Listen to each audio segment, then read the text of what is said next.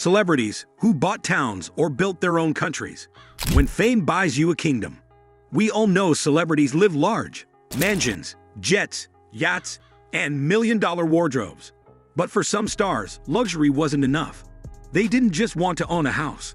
They wanted to own the land beneath it. Some took it even further, buying entire towns or building brand new cities with futuristic ambitions. From Oscar winners purchasing quiet southern towns to pop stars building real-life Wakandas.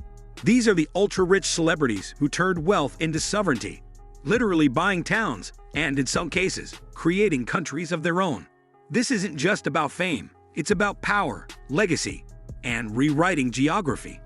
Welcome to the world of celebrities who bought towns or built their own countries. 1. Kim Basinger, the town that fame couldn't save. In 1989, actress Kim Basinger, then at the height of her Hollywood stardom, made a bold and bizarre investment. She bought nearly 1,700 acres of the town of Braselton, Georgia for $20 million. Her dream? Turn it into a tourist destination with film studios, a music venue, and high-end retail. But the timing couldn't have been worse. The economy took a downturn, and Basinger was later forced into bankruptcy after backing out of a film contract. The town's development plans collapsed, and she sold the land at a significant loss. Braselton still exists, and parts of it have flourished over time. But Basinger's Hollywood vision faded fast. It's a cautionary tale of ambition colliding with reality, proving that owning a town doesn't always come with a happy ending. 2. Akon, building a crypto city in Africa. In contrast to Basinger's failed dream, singer Akon is going bigger, much bigger. In 2020, he announced plans for Akon City, a $6 billion futuristic metropolis in Senegal, powered entirely by renewable energy and backed by its own digital currency, akoin. The city is being built on 2,000 acres of gifted land near the Atlantic coast and is envisioned as a tech-forward utopia with smart housing, solar power grids, hospitals, schools, and luxury districts. Akon claims it will create jobs, attract African diaspora investment, and be a beacon for Pan-African pride. He described it as a real-life Wakanda, inspired by Black Panther's fictional African kingdom.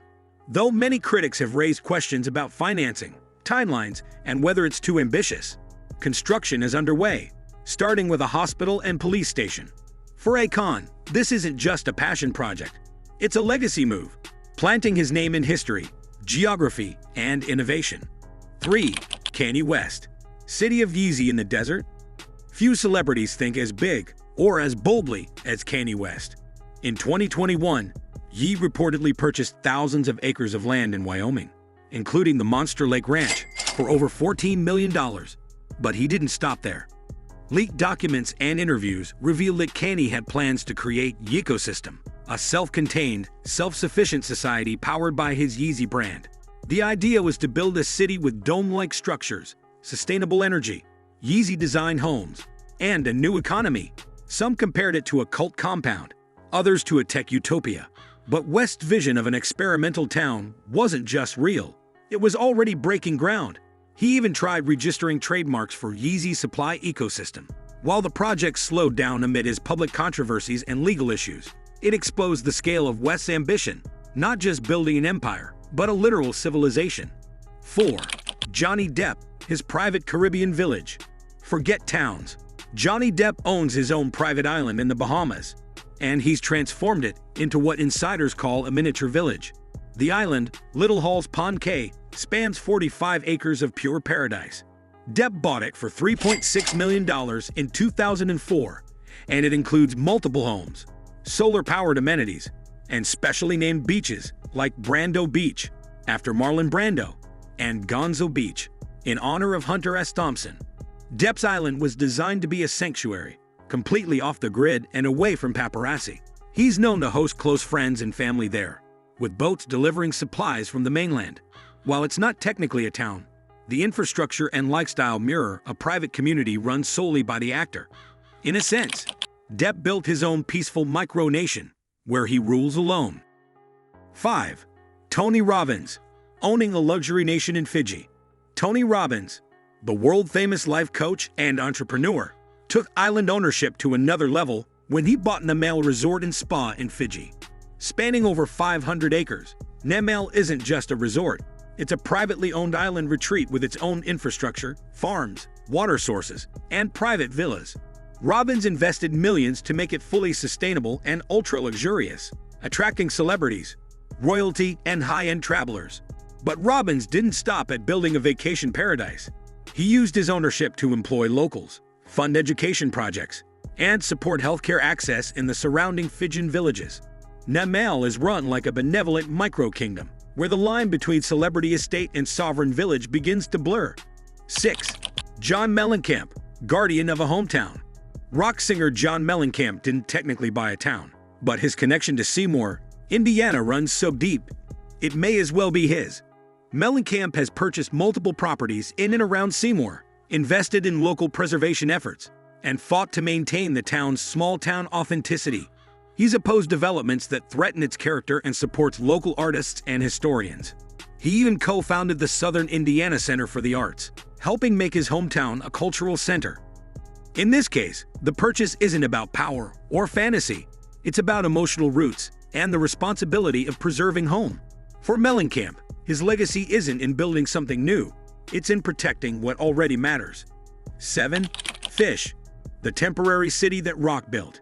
In 1997, cult favorite band Fish turned a decommissioned military base in Limestone, Maine, into a musical city for their festival, The Great Went. Over 70,000 fans descended on the abandoned Loring Air Force Base, where Fish created temporary roads, art installations, working utilities, and even a post office. It wasn't permanent, but for a few surreal days, the base functioned like a city entirely dedicated to music and art.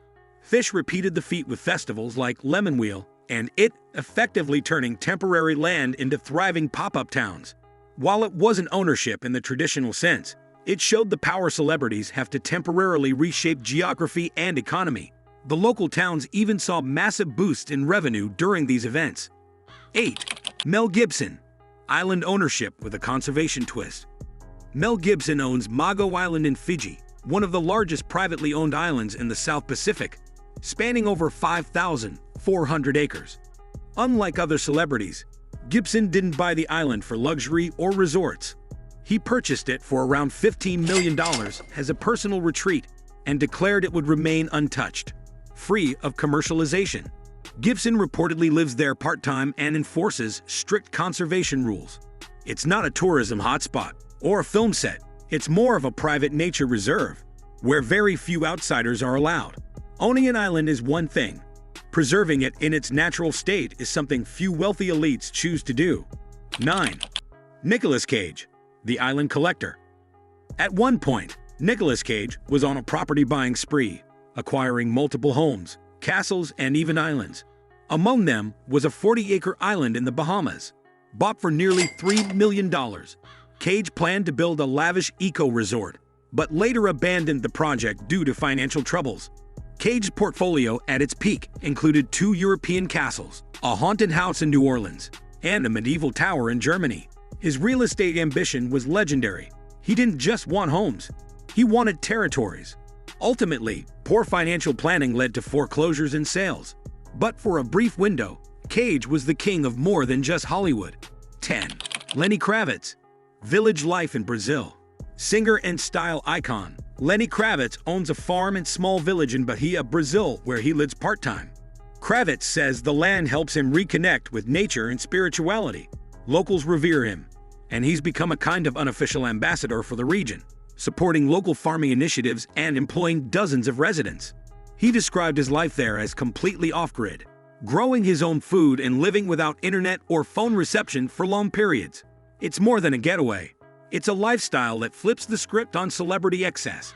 When celebrities stop renting fame and start buying legacy. From towns in Georgia to cities in Senegal, from temporary music festivals to crypto-powered kingdoms, these celebrity ventures are about more than wealth. They're about control, vision, and legacy. Some did it for escape, others for investment. A few, like Akon, dream of social transformation.